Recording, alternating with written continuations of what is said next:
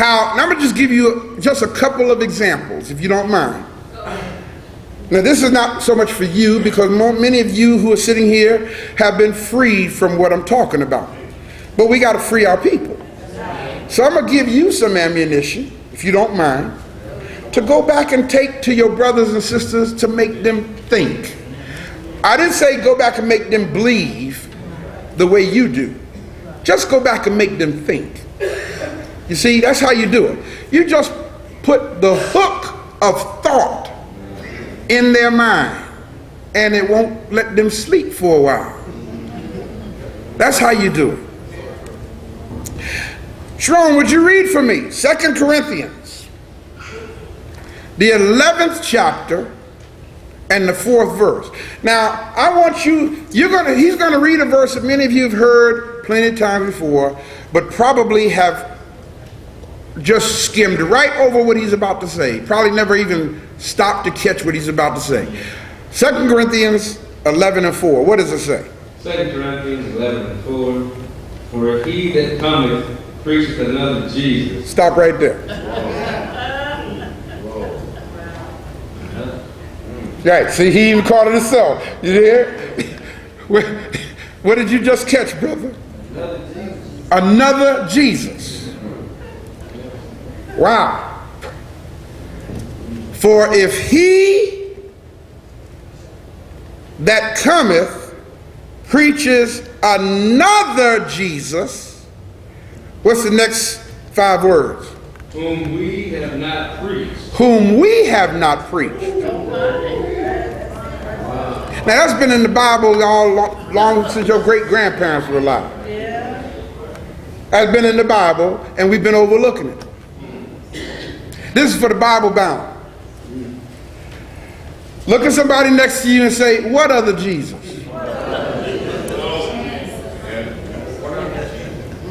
Now, since you're there, right?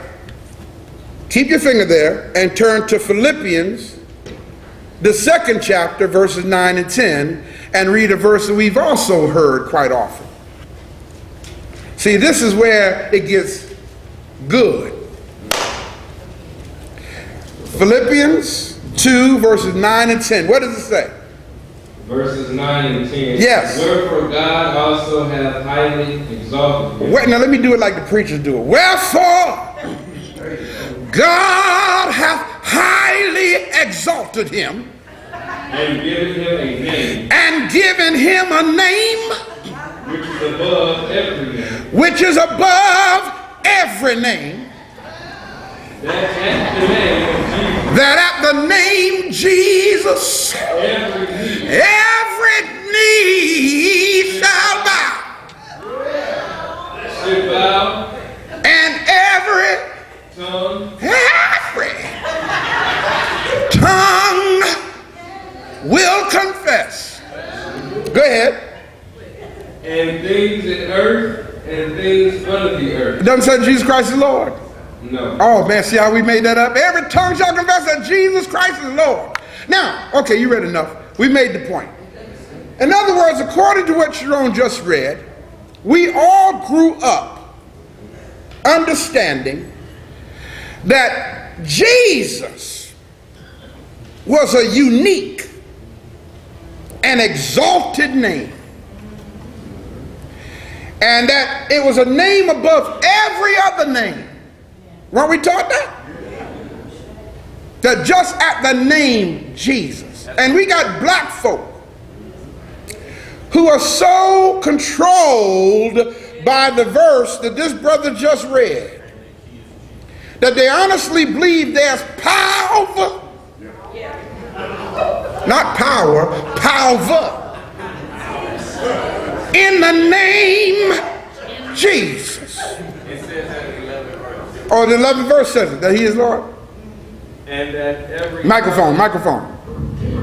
11th verse says, and that every tongue should confess that Jesus Christ is Lord. So, and it's deep here because we've been taught that just the mere mention of the name Jesus is so powerful that demons trembled, and the powers that be shaked. And y'all got the picture, right? Now, here's the deep thing. Let's go back to the other verse he read. If one cometh and preaches another Jesus. It didn't say another Savior, another deliverer. It says another Jesus.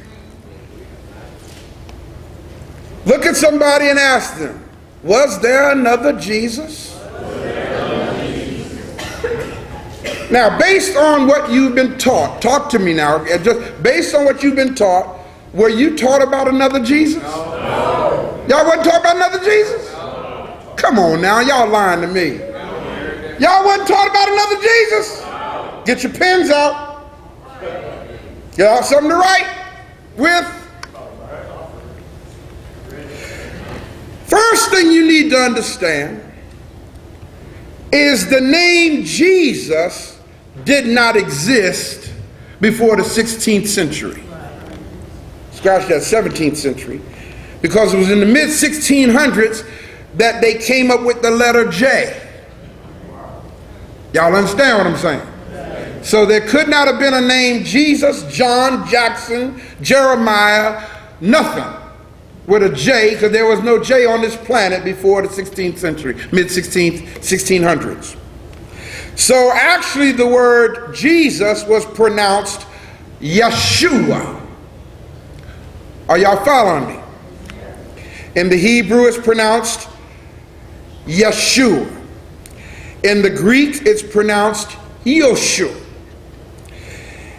In English it's pronounced Jesus. In Arabic it's pronounced Isa.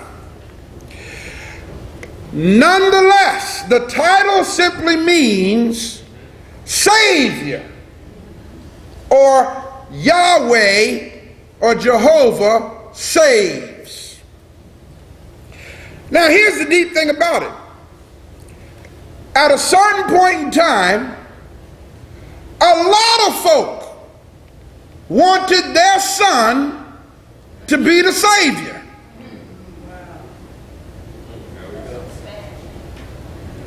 Common sense.